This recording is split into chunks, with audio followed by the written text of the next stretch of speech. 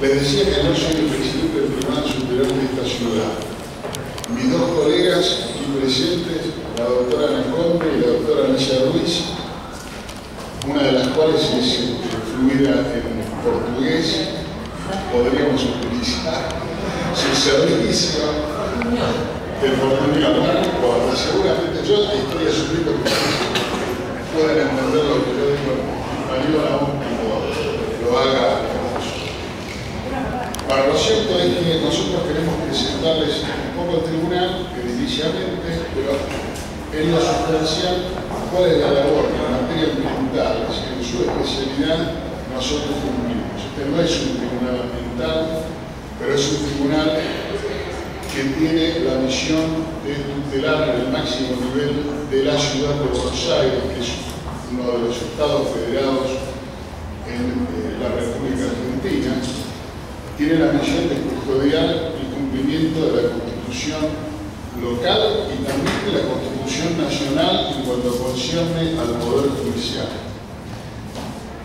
Dentro de esta misión, como consecuencia de que el ambiente está tutelado por ambas constituciones, con alcance diverso, por cierto, probablemente con más alcance, o mejor dicho, seguramente con más alcance por la local que por la nacional, porque este es un deber que la nacional impone a las locales. Nosotros tutelamos a este nivel del ambiente y entonces parte de lo que nosotros hacemos tiene que ver con el ambiente. Les preparamos exposiciones de jueces y futuros jueces de la ciudad y además de una funcionaria de alto rango de la Corte Suprema de la Nación, que también les va a hablar sobre lo que ocurre en este tribunal. Con esto creo que van a tener un pantallazo inmejorable acerca de lo que nosotros cumplimos como tribunal en la materia que a ustedes les concierne. Bueno, les doy la bienvenida, esta es su casa y desde luego cada vez que tengan necesidad o que quieran hacer alguna pregunta para esclarecer, háganla, va a ser bien recibida por el panel. Gracias. Bueno, para dar comienzo a esta jornada, va a hablar en primer término la doctora Silvana María Terzi, que es abogada egresada de la Universidad Nacional de Buenos Aires, especialista en Derecho Ambiental de la Universidad Austral, miembro del Instituto Derecho por un Planeta Verde Argentina, miembro de la Liga Mundial de Abogados Ambientalistas, miembro de la Comisión de Derecho Ambiental de la Unión Internacional para la Conservación de la Naturaleza, colaboradora en el Programa de Naciones Unidas para el Medio Ambiente, coordinadora de la carrera de especialización en Derecho Ambiental de la Universidad de Buenos Aires y actualmente se desempeña en la Secretaría de Juicios Originarios de la Corte Suprema de Justicia de la Nación. Doctora. Muchas gracias. Bienvenidos a nuestro país y les agradecemos el interés que tienen por la temática ambiental. Y bueno, les damos la bienvenida y también quiero agradecer al doctor Lozano que me dio la posibilidad de estar aquí compartiendo este momento con ustedes y agradecerles a Alexandra Gali y a Gustavo Rinaldi que fueron los promotores de toda los organizadores de este evento. Bueno, yo voy a tratar básicamente el tema, voy a hacer una parte introductoria de cómo comenzó la contaminación ambiental a nivel mundial y voy a continuar con las externalidades y luego con instrumentos de política y de instrumentos económicos y gestión ambiental para darle luego continuidad al doctor Franza que va a tratar ciertos temas sobre que se dan en la ciudad de Buenos Aires con relación a esta temática. Bueno, en primer medida, no sé qué.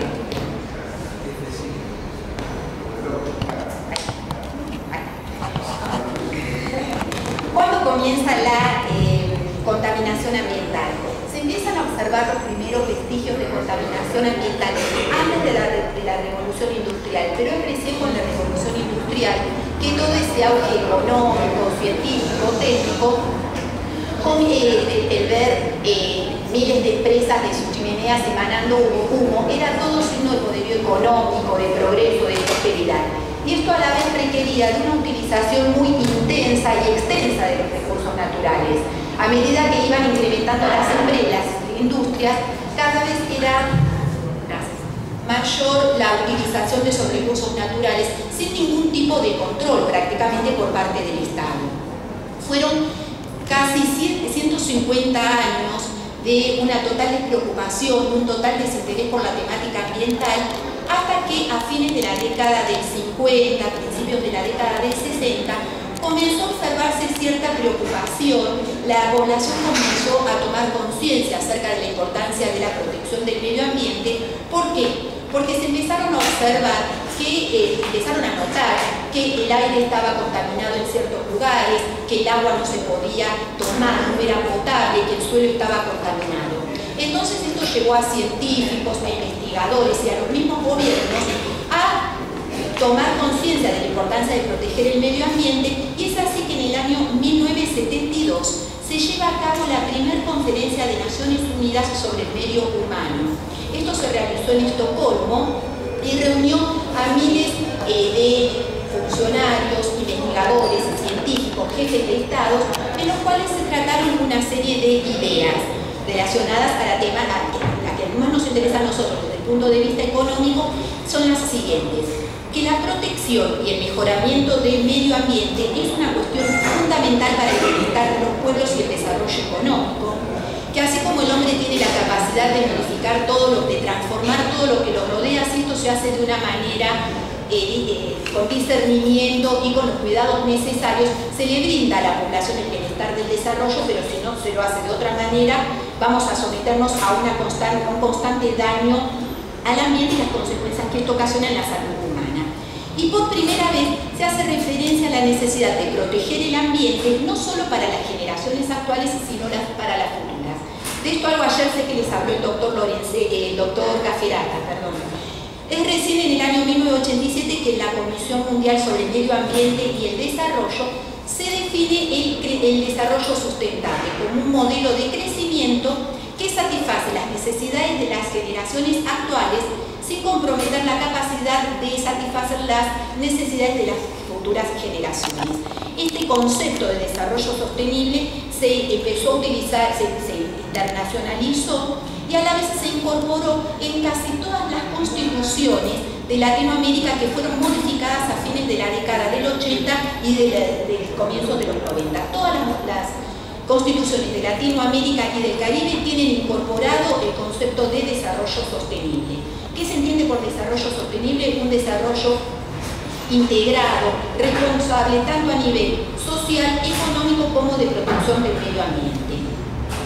Con posterioridad se llevó a cabo, 20 años más tarde a la conferencia de Estocolmo, la conferencia de Río de Janeiro, denominada Cumbre de la Tierra, y en esta conferencia se reafirmaron las ideas de Estocolmo y a la vez se dictaron una serie de principios. Los principios que a nosotros más nos interesan son el 4 y el 16.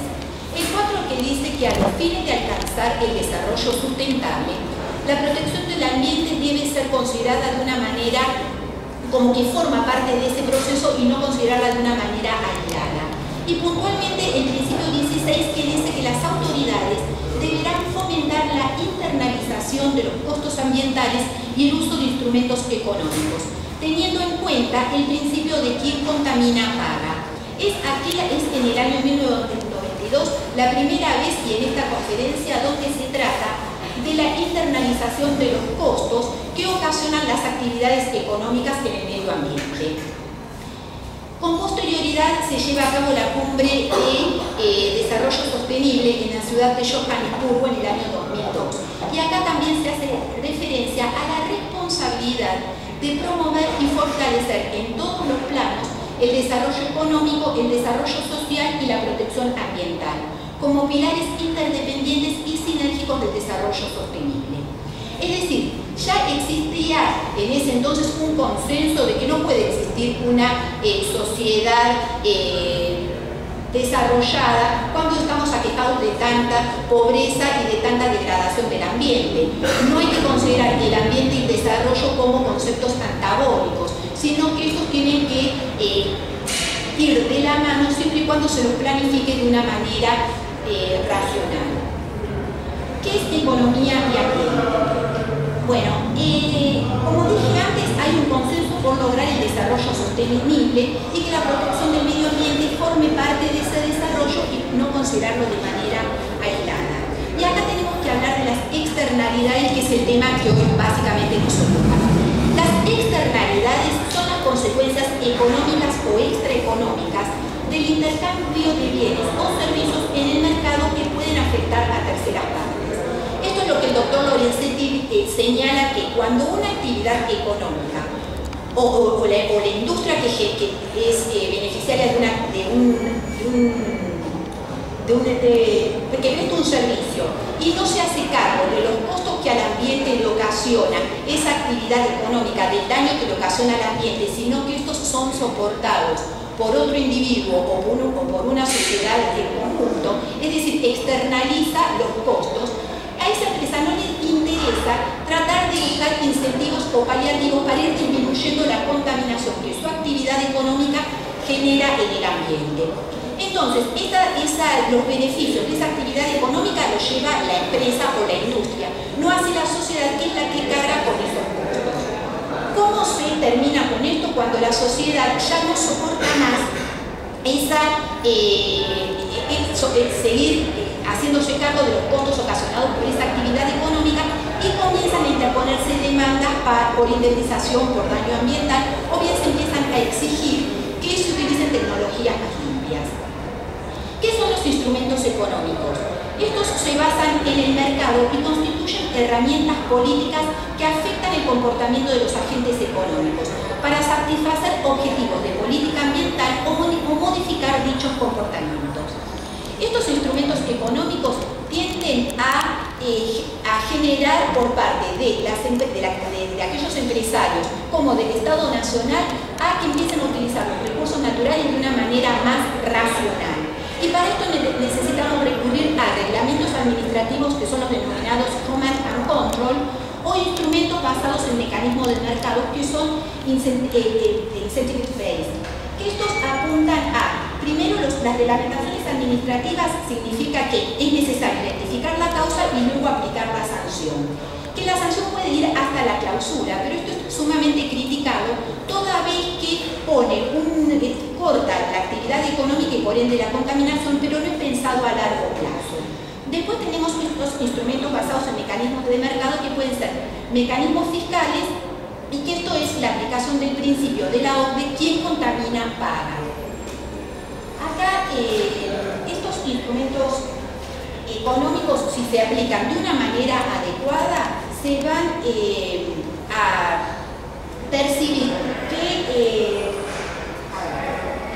si se aplican de una manera adecuada, vamos a obtener los beneficios de que aquel que ocasiona el daño se haga cargo de sus costos. Ya fueron incorporados tanto en la Agenda 21 como en la Conferencia de Río de Janeiro y también en el convenio marco del Mercosur. Voy apurando un poquito. Estas externalidades, cuando se internalizan, cuando forman parte del proceso mismo que la origina. Si es negativa, va a ser absorbida por aquel que presta la actividad económica, y si es positiva, se incluyen los importes que éste va a percibir. Los tributos ambientales son aquellos impuestos, tasas y contribuciones especiales cuya estructura establece un incentivo a la protección ambiental, o bien compensa los daños ocasionados al medio ambiente por los sujetos que soportan esa carga tributaria. Y también tenemos las ecotasas, que son impuestos que gravan a aquellas actividades que producen externalidades negativas en el medio ambiente. Generalmente estas ecotasas están relacionadas básicamente con lo que son el otorgamiento de autorizaciones, permisos, licencias. Si tenemos que elegir entre un impuesto o una tasa o una ecotasa, es preferible ir al impuesto. ¿Por qué? Porque el impuesto lo que persigue es que exista un mayor control administrativo a los fines de ir reduciendo esa contaminación ambiental o bien de poder eliminarla. ¿Cuáles son los impuestos ambientales? Existen impuestos especiales sobre productos, que esto es un impuesto que se aplica a aquel producto que es contaminante, que generalmente está dado en las baterías usadas, en pesticidas, en plaguicidas, y pueden estar presentes tanto en la etapa de producción como en la etapa de consumo y en la etapa de residuo. Impuestos sobre insumos o consumos, que estos se aplican a la contaminación añadida. Y básicamente es lo que encontramos en los aerosoles. La idea es en estos casos tratar de elevar el impuesto de estos productos a fines de desalentar su demanda en el mercado. Ya termino. Impuestos sobre emisiones. Los impuestos sobre emisiones son impuestos que se aplican a gases o sustancias que son liberadas al ambiente. La idea es aplicar este impuesto teniendo en cuenta la cantidad y calidad de esas emisiones, teniendo en cuenta el volumen y el daño que ocasiona al ambiente. Aunque estos no son reciben varias críticas, todas que no forman parte del sistema tributario, y para que sea eficiente es necesario un monitoreo permanente, lo cual generalmente no ocurre. Después encontramos impuestos diferenciales. Estos impuestos diferenciales son los que se suelen aplicar en el área de transporte, a la idea de aplicar un impuesto mayor en las gasolinas que, por ejemplo, contienen azufre o plomo y que por ende es más contaminante. La idea es incentivar la compra de vehículos que sean con tecnologías más limpias y por ende menos contaminantes. Y acá hay que hablar de subsidios e incentivos. Los subsidios generalmente es como un dinero que se le agrega a esa empresa o que se le da a esa empresa o industria, con lo cual muchas veces aumenta su producción y por ende su contaminación. Lo ideal sería que estos subsidios se otorgasen, pero siempre bajo la condición de que esa empresa se comprometa a disminuir su contaminación ambiental.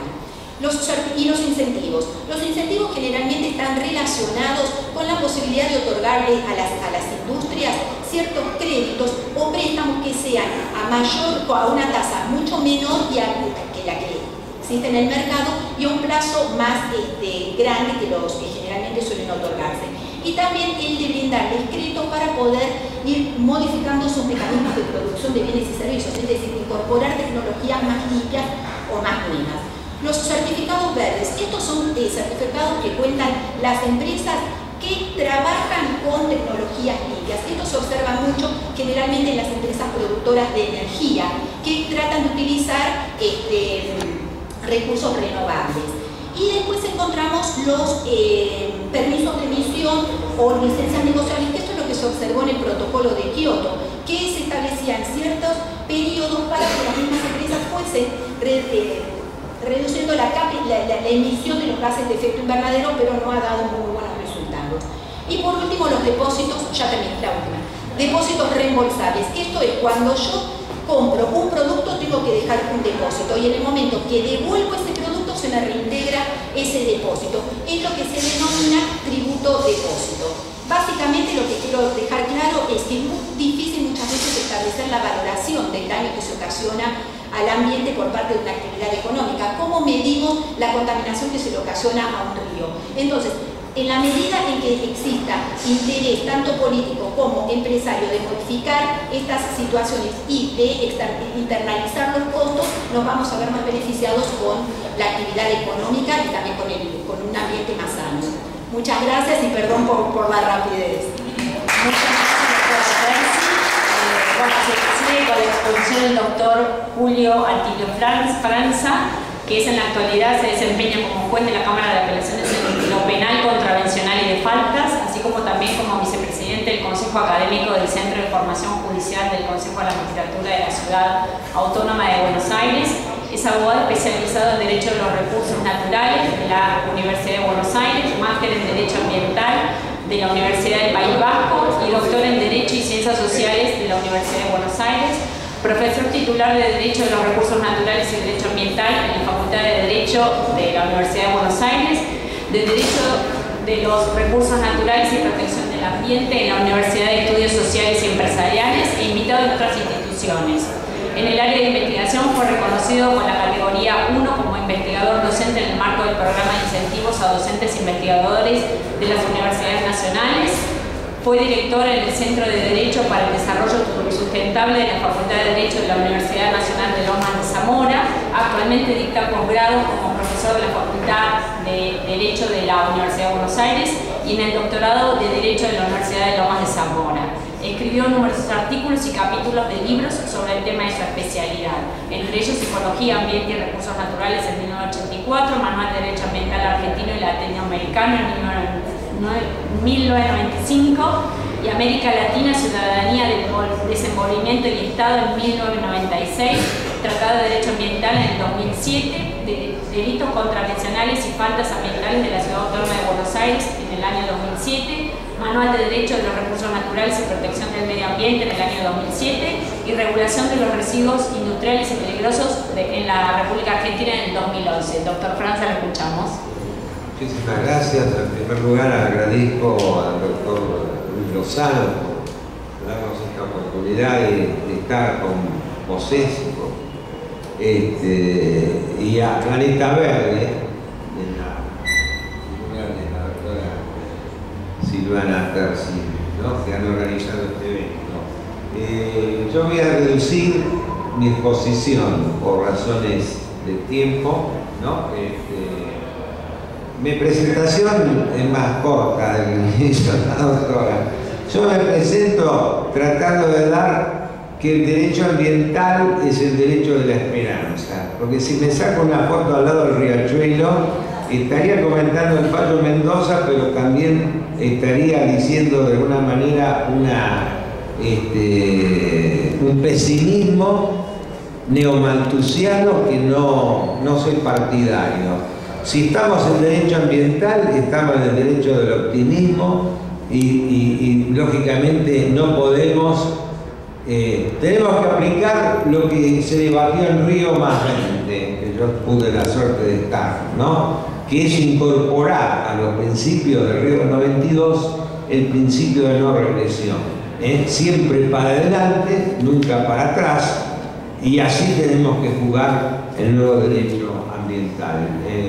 Voy a comentar brevemente un fallo de este Tribunal Superior de Justicia vinculado al tema de residuos y donde se aplica estos principios que habló de economía ambiental, que habló la doctora Terzi. Quiero primeramente destacarles que nosotros, como ustedes comprenderán, están en un Tribunal Superior de Justicia local, estadual.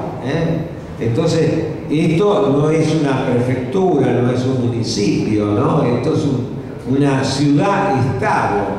Elige diputados nacionales y elige 3 senadores nacionales, o sea, igual que una provincia. Hay autores como Miguel Enrique que dicen que es un nuevo estado y similar a una provincia, o por lo menos, bueno, hay una diferencia abismal con un municipio.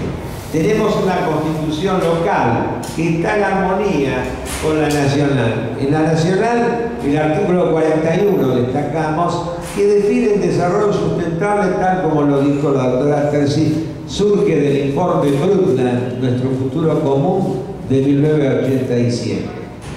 En el ámbito nuestro tenemos un capítulo que abarca artículos del 26. Fíjense, en el 26 habla de que el ambiente es patrimonio común. Una definición de las más destacables que tenemos en materia constitucional del derecho público provincial, ¿no?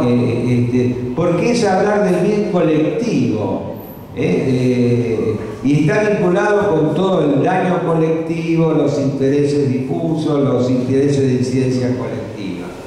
El artículo 29, que es la parte programática, en su inciso 11 dice el uso racional de materiales y energía en el desarrollo del hábitat, minimizar volúmenes y peligrosidad en la generación, transporte, tratamiento y recuperación y disposición de residuos. Y el 13, un desarrollo productivo compatible con la calidad ambiental, el uso de tecnologías no contaminantes y la disminución en la generación de residuos industriales.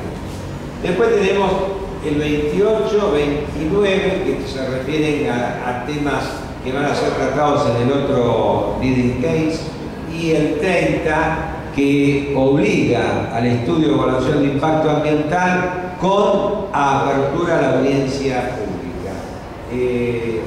En cuanto a la característica de este fallo, es una acción declarativa de inconstitucionalidad. Es una norma del derecho procesal constitucional local, de competencia originaria en la Corte, y que procede no en un caso concreto, sino en una situación abstracta. Si fuera un caso, la acción no es admisible, tiene que ir por la vía ordinaria. Ahora, ¿qué importancia tiene el ADI?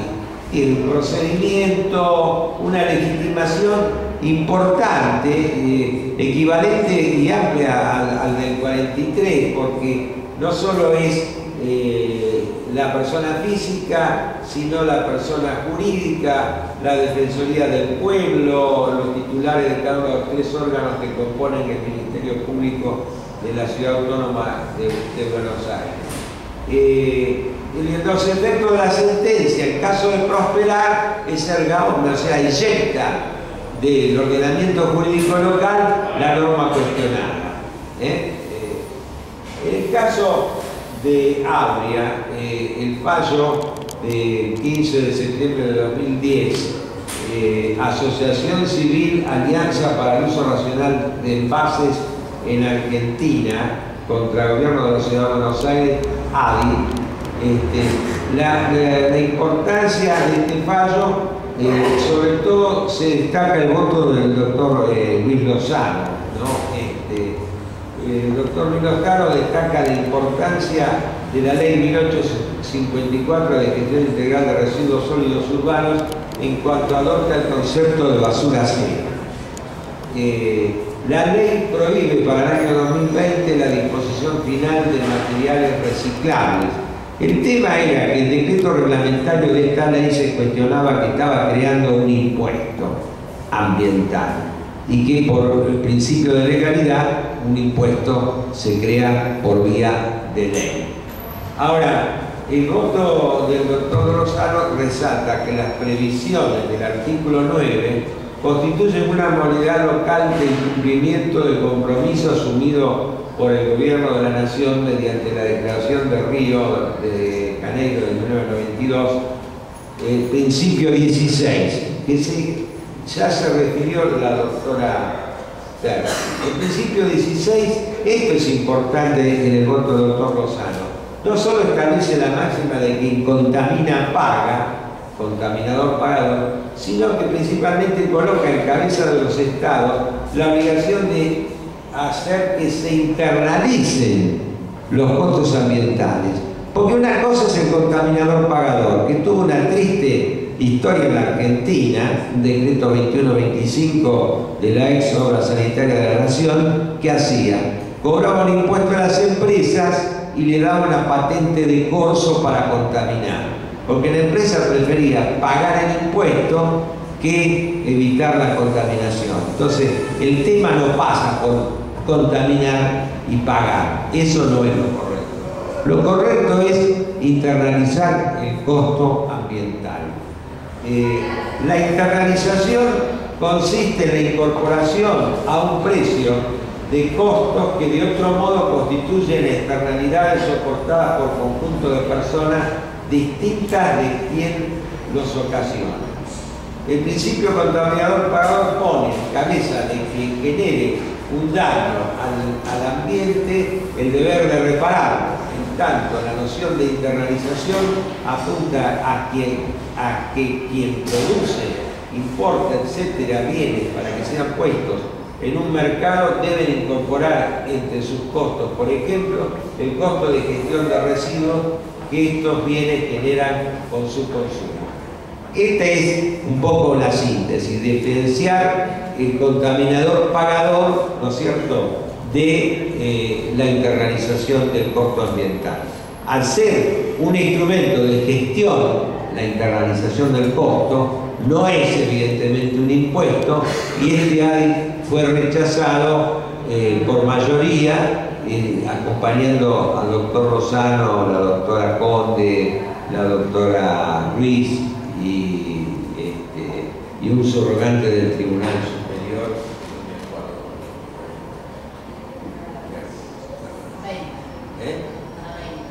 La doctora Weinberg de Roca. Así que bueno, esta es un poco en síntesis la historia de Abria.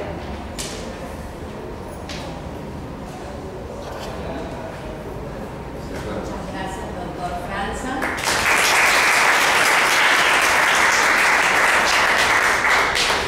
Continúa ahora entonces con la exposición la doctora Alejandra Petrella. Ella es jueza de primera instancia en los contenciosos administrativo y tributario, vicepresidenta del Consejo de la Magistratura, profesora de grado y posgrado de Derecho Administrativo y Derecho Ambiental, posgraduada en Derecho Administrativo por la Universidad Nacional Autónoma de México, máster en Management Ambiental por la Universidad Católica Argentina, directora del Suplemento de Derecho Ambiental de la RAP, miembro del Comité Académico del Suplemento de Derecho Ambiental de LexisNexis y autora de numerosas publicaciones sobre su especialidad. Doctora Petrella, por favor. Hola, buenos días a todos. Voy a tratar de ser muy breve. Voy a intentar divagar para que me entiendan. Es un gusto muy grande estar acá con ustedes porque amo profundamente a Brasil. Es un país que me encanta y me gustaría alguna vez que acá en Argentina se pudiese replicar las varas ambientales, porque creo que tenemos una deuda desde la justicia con el ambiente. Yo soy jueza en lo contencioso administrativo y tengo la suerte de ser especialista en derecho ambiental, pero la mayoría de mis colegas son administrativistas y desconocen el tema ambiental porque además hay una suerte de desacuerdo de si el derecho ambiental pertenece o no al derecho administrativo. Entonces, con suerte, los administrativistas dicen que en todo caso el derecho administrativo, el derecho ambiental es una rama del derecho administrativo, con lo cual los temas a veces no son tan profundamente tratados. En este sentido, yo quiero, antes de hablar un poquito de la jurisprudencia del Tribunal Superior, contarles cuál es mi visión acerca de la cuestión ambiental. No existe duda que, debido a lo que dice la Constitución, como bien dijo el doctor Franza, tanto la nacional cuanto la Constitución de la ciudad establecen claramente la obligación del Estado de preservar la conservación ambiental. Y en esto no solamente lo que hablaron los colegas normativamente nos da fundamento, sino que básicamente cuando nuestro país en el año 94 reforma la Constitución Nacional, incorpora por conducto del artículo 75, inciso 22, los tratados internacionales. Y en este marco, el Pacto de Derechos Internacionales, el Pacto Internacional de Derechos Económicos, Sociales y Culturales, en su artículo 12.2.c, establece claramente la obligación del Estado de preservar el bienestar de sus ciudadanos. Y esto me da pie a lo que les quería decir en cuanto a que mi visión acerca de la cuestión ambiental se basa en tres ejes. El primer eje es que el derecho ambiental es un derecho de tercera o cuarta generación, como querramos catalogarlo, pero que no puede ser interpretado sin conectarlo con el resto de los derechos económicos, sociales y culturales. Entre todos estos derechos debe haber una interrelación y por eso yo llamo a esto sistema de derechos económicos, sociales y culturales, porque cada derecho encuentra fundamento de validez en el otro. Si no vinculamos, si no relacionamos, especialmente en países como los nuestros, al derecho ambiental, con el derecho a la salud, con el derecho a la vivienda, con el derecho al trabajo, nunca vamos a poder efectivizar el derecho ambiental. Y esta tiene que ser, a mi entender, la primera visión que tenemos que tener del tema, o sea, integrar el derecho ambiental en el marco de los derechos económicos, sociales y culturales. La segunda visión es que toda violación, entonces, a un derecho económico, social y cultural como el derecho ambiental, importa una violación al derecho a la dignidad humana. Este derecho a la dignidad humana, que es un derecho integral, es variable porque va a variar según la sociedad y la época determinada, y es un derecho claramente operativo, y así lo ha dicho nuestra Corte Suprema en fallos sobre causas como la famosa causa Mendoza, que ustedes deben conocer. Y el tercer tema del que creo que tiene que basarse nuestra mirada acerca del derecho ambiental es que la cuestión ambiental tiene que formar parte de la política de Estado de un país, tiene que formar parte de la agenda pública. En función de esto es cómo va a proteger el ambiente un Estado. Lamentablemente hoy en muchos países donde las cuestiones coyunturales siempre corren detrás de las estructurales, la cuestión ambiental no integra la política pública. Y entonces, mientras tengamos este déficit, van a seguir pasando cosas que son las cosas que nunca pasan. Y esto es, las empresas no van a adecuar sus tecnologías o sus normas a la cuestión ambiental. Y la cuestión ambiental va a seguir judicializándose. En esto, ¿cómo opera la justicia ambiental de la ciudad de Buenos Aires? Claramente nosotros somos una justicia urbana. ¿Por qué? Porque no es la misma realidad la que tiene que tratar un juez al resolver cuestiones ambientales de una provincia como San Juan, donde la cuestión ambiental va a estar basada en la minería, que las cuestiones que tenemos que tratar los jueces en la ciudad de Buenos Aires, donde las situaciones son netamente urbanas. Entonces, ¿cuáles son los principales temas que se dan en la justicia de la ciudad? Primero, el tema del patrimonio, la preservación del patrimonio histórico y cultural. Segundo, el tema de la construcción a mansalva. ¿Esto qué quiere decir? La falta de planificación de ciudades ambientalmente sostenibles hacen que urbes como Buenos Aires, quizás en San Pablo pase lo mismo, no tengan una planificación razonable. Entonces se construye muchas veces en clara violación a la ley de impacto ambiental. ¿Por qué? ¿Qué es lo que suele pasar y qué es lo que se judicializa? Seguramente la construcción de una torre no requiere una evaluación de impacto ambiental, pero la construcción de 10 torres en una manzana requerirían una evaluación de impacto ambiental, el impacto ambiental que denominamos sinérgico o acumulativo. Esto no está previsto normativamente. Entonces, ¿qué pasa? Muchas asociaciones de vecinos interponen acciones de amparo para preservar el patrimonio histórico o para evitar la construcción a mansalva o para pedir que se obligue al gobierno de la ciudad a que obligue a las empresas a llevar a cabo la evaluación de impacto ambiental. Y otro tema que tiene mucha trascendencia en la ciudad es el famoso tema de las antenas de telefonía celular. ¿Por qué? Porque acá se instalan antenas, saben que hay más o menos 2 teléfonos celulares, no sé si en Brasil pasará lo mismo, por habitante, o sea, acá parece que nadie pudiese vivir sin su celular. Entonces, las empresas de telefonía celular hacen convenios e instalan antenas por todas partes.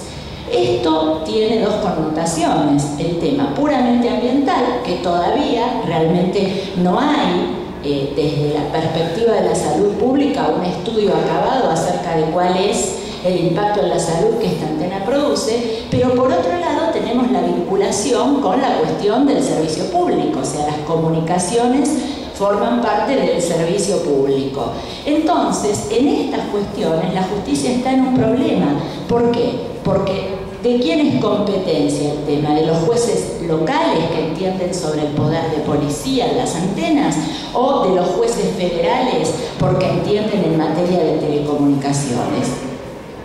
En este sentido, bueno, la doctrina de la Corte establece estas cuestiones de competencia, pero básicamente lo que yo les quiero decir es que en esto el Tribunal Superior, en un famoso fallo Tudanca, sienta lo que para mí son los principios de la cuestión ambiental en la órbita de la ciudad de Buenos Aires. Y el Tribunal Superior dice claramente que el ambiente recibe en varios sentidos el carácter de bien jurídico en nuestra Constitución y él debe ser comprendido en la ciudad, según esta fórmula, como la reunión de distintos aspectos o elementos de la definición, la preservación y restauración del patrimonio natural, urbanístico, arquitectónico y de la calidad visual y sonora, integra ese bien jurídico de todos los habitantes de la ciudad y compromete como deber a los órganos del Estado, incluso a los judiciales, según la tarea propia de cada uno de ellos. En este sentido, creo que todavía queda muchísimo por hacer, que la justicia tiene un rol importantísimo y, como decía Muñoz, que fue el primer presidente de este Tribunal de Justicia de la ciudad, hay que ser optimista y el verdadero optimismo consiste en pensar que algunas cosas distintas y mejores son posibles, y en esta materia es así. Porque si no fuéramos optimistas, aunque suene utópico, sin la utopía la vida sería solo un ensayo para la muerte. Muchas gracias. Muchas gracias, doctora Petrella. Bueno, con finalizar la exposición, la doctora Mariana Díaz. Ella es abogada especialista en Derecho Administrativo Económico por la Universidad Católica Argentina. En el plano laboral se desempeñó desde 1993 en la Justicia Nacional en lo contencioso administrativo federal. Luego pasó a desempeñarse en el Fuero Contencioso Administrativo y Tributario del Poder Judicial de la Ciudad Autónoma de Buenos Aires. Fue secretaria de primera instancia por concurso y en la actualidad es secretaria letrada del Tribunal Superior de Justicia de esta última jurisdicción. Como docente ha dictado diversos cursos, es profesora adjunta en el posgrado de Derecho Administrativo de la Universidad de Belgrano, en la materia Introducción al Derecho Administrativo, y profesora invitada con carácter regular en la cátedra Régimen Institucional de la Ciudad de Buenos Aires, que integra el plan de estudios del Departamento de Posgrado de la Facultad de Derecho de la Universidad de Buenos Aires. Es directora de la redacción adjunta de la revista Régimen de la Administración Pública, autora del libro La Acción Declarativa de Constitucionalidad y de diversas publicaciones de su especialidad. Doctora Díaz, su exposición.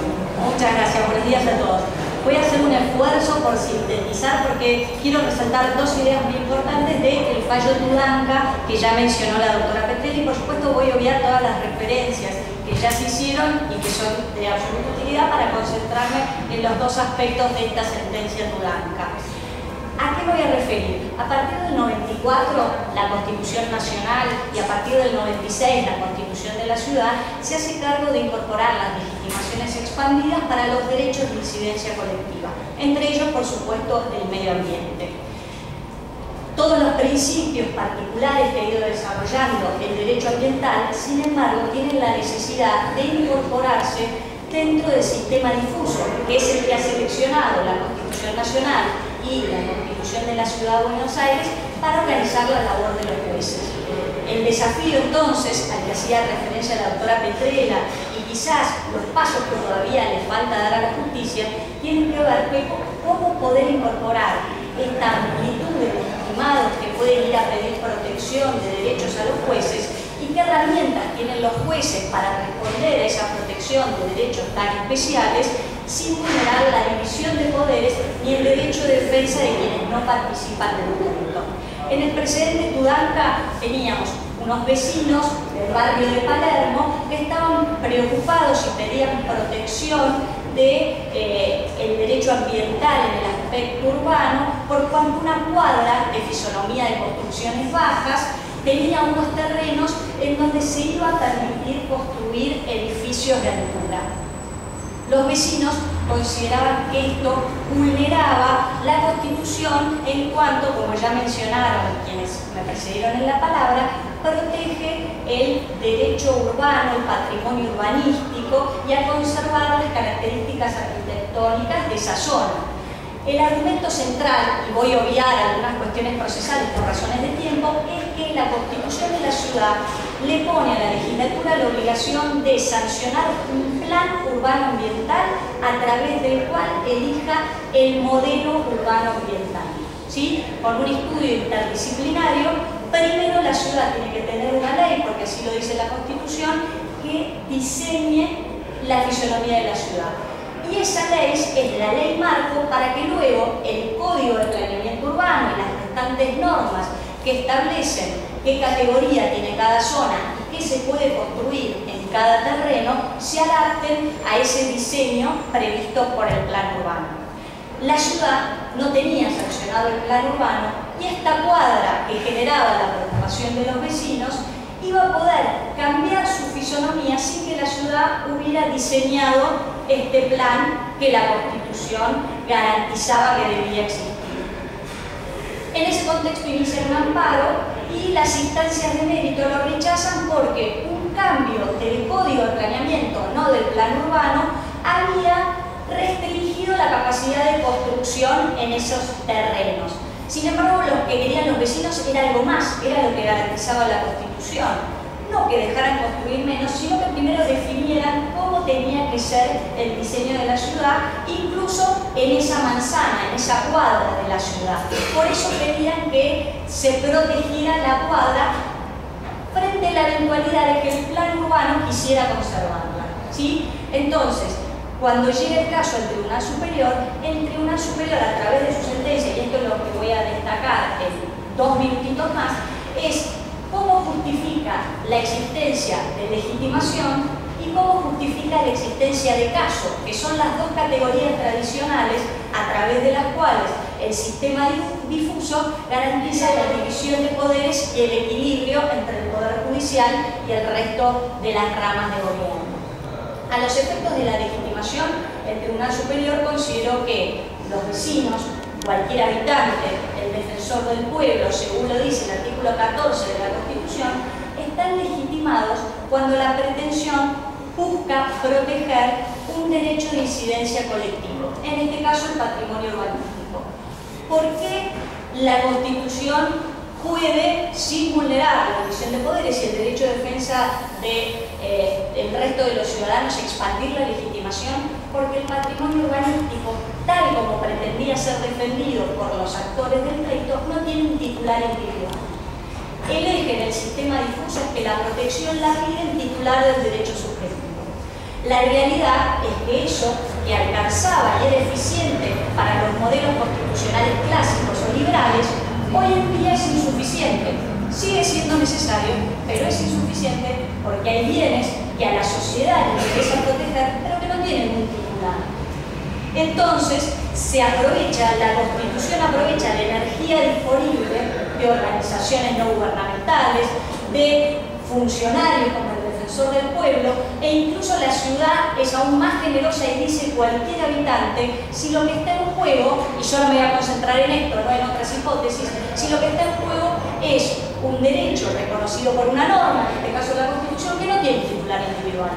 El presupuesto del sistema clásico falla, porque no tengo a un interesado que pueda decir yo soy el titular de este derecho, busco protección. Entonces busco otros promotores de esa protección. Con eso el tribunal dio por cumplir esa exigencia. Y también estos cambios constitucionales modifican la noción de caso, porque para este expediente lo que surge de la sentencia es que, aun si no hubiera habido, que después en el expediente surge que no había un permiso para construir algo en particular, que es lo que generaría la igualdad, la necesidad de que un juez expida, en realidad podía analizarse de un modo más amplio. El caso existía porque la Constitución protegía el patrimonio urbanístico hasta tanto exista un plan urbano ambiental aprobado. Y además se había identificado una cuadra, una calle, que podía normalmente o razonablemente creerse que iba a ser protegida por ese plan urbano. Entonces, el caso era suficientemente concreto como para que el Poder Judicial se expidiera sin estar haciendo una declaración abstracta o respondiendo una consulta que es impropio dentro del sistema difuso. Con esos dos recaudos, el Tribunal Superior avanzó, hizo lugar al amparo, y lo último que destaco es que la dificultad, como había dicho la doctora Petrera, es que los jueces tienen derechos reconocidos en la Constitución y muy poca reglamentación de orden legal que diga cómo se tramitan esos procesos, qué formatos de sentencia tiene disponible el juez. Lo elogiable de la sentencia del tribunal es que encuentra un modo de dictar una sentencia eficaz para proteger el derecho en juego, pero también una ejecutable. Lo que no podía hacer el tribunal era ordenarle a la legislatura que sancione el plan urbano, porque el Poder Judicial iba a tener herramientas para obligar a los legisladores a sentarse en sus bancas y votar. Eso vulneraría las reglas más básicas de la división de poderes, y un legislador no podría estar combinado por el juez a dictar una ley con ese alcance. La sentencia del tribunal lo que hizo es buscar la mayor restricción que existía dentro de la ley de Código de Planeamiento Urbano y prohibirle a la administración otorgar cualquier permiso que modificara las características de esta zona que se buscaba proteger hasta tanto se dictara el plan urbano ambiental. Creo que el tribunal entonces logró armonizar el tremendo impacto que tiene en el proceso judicial las legitimaciones expandidas, el tremendo desafío de brindar una protección eficaz al patrimonio urbanístico en este caso, y hacerlo a través de una sentencia que no vulnera la división de poderes y que se puede cumplir. Nada más, muchísimas gracias. Gracias.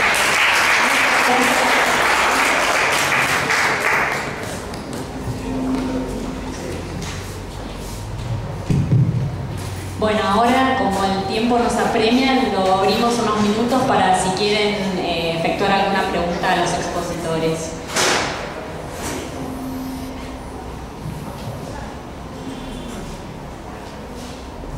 Sí, ahí.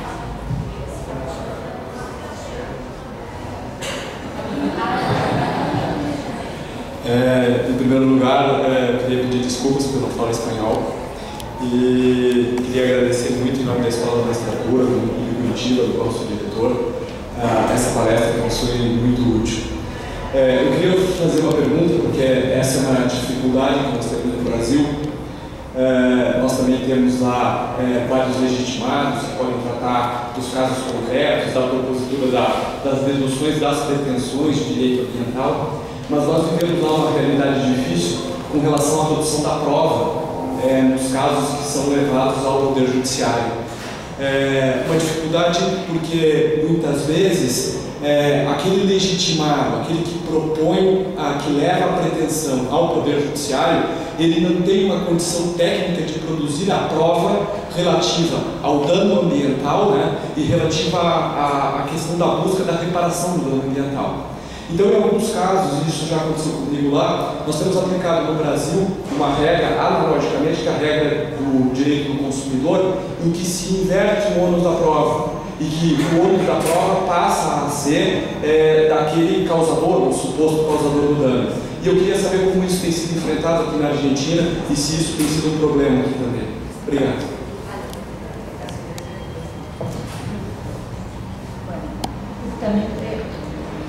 Hola, uno de los temas que no alcancé a tratar es las particularidades del proceso ambiental. Y uno de los principales problemas que se nos presentan es la prueba de los procesos ambientales. La prueba por antonomasia es la pericial, y las pruebas periciales son costosas, son caras y son dificultosas. ¿Qué pasa? Tenemos que insertar en un procedimiento común los principios del derecho ambiental que establece la Ley General del Ambiente. La Ley General del Ambiente establece cuestiones de fondo y de forma.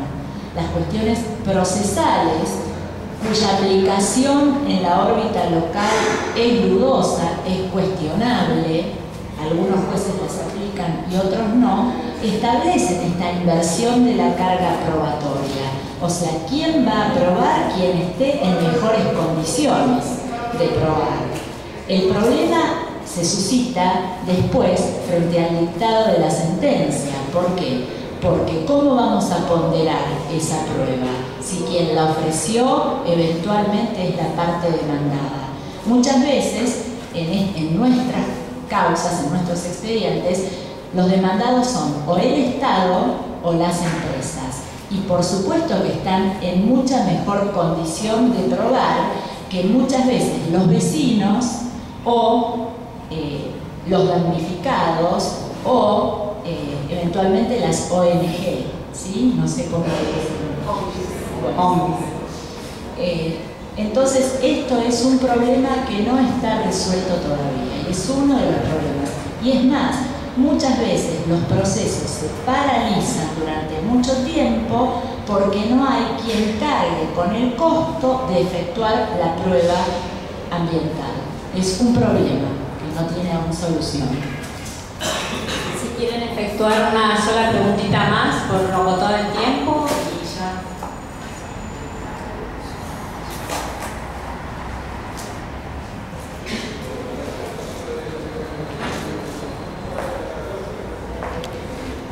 Gracias. Mi español no es bueno, pero voy a intentar.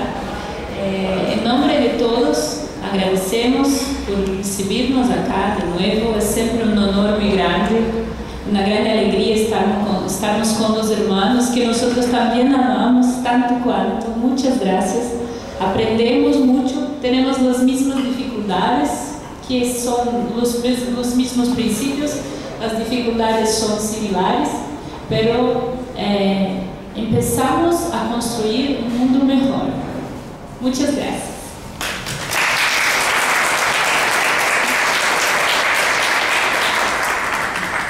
Entonces, si no tienen ninguna otra inquietud o duda para preguntar, preguntarle a los expositores. Bueno, damos por concluida esta pequeña jornada. Quería, bueno, para quienes no haya saludado, mi nombre es Rosana Manso, estoy a cargo de ceremonial. Quería contarles que tenemos unos presentes para ustedes, para cada uno de ustedes un ejemplar de la Constitución de la Ciudad Autónoma de Buenos Aires, y para la biblioteca de la Escuela de la Magistratura una colección de los fallos del tribunal desde el año 1999 en que inició su competencia hasta hace unos poquitos años que estamos esperando ya los nuevos ejemplares. Y van a venir los doctores a hacerles entrega de esto. Ya les avisé, cada uno de ellos está en este momento terminando una reunión, así que vamos, para no demorarlos, vamos a entregarles nosotros los libros. Les pido mil disculpas en nombre de los doctores, se los van a cruzar en 5 minutos en la puerta, así podemos ir avanzando y ustedes no se demoran con el compromiso que tienen en Corte Suprema de la Nación, ¿sí? Muchas gracias por la visita.